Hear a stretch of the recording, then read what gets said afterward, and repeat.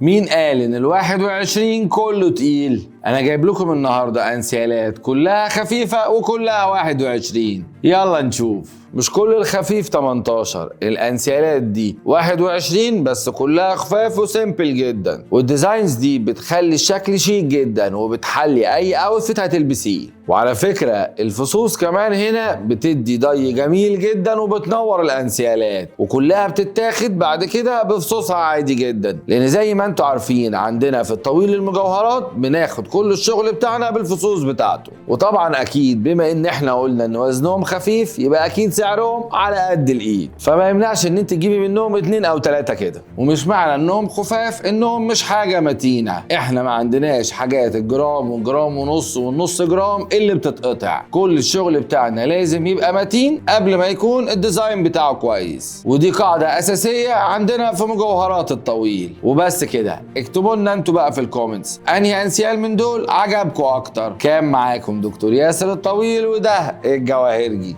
سلام.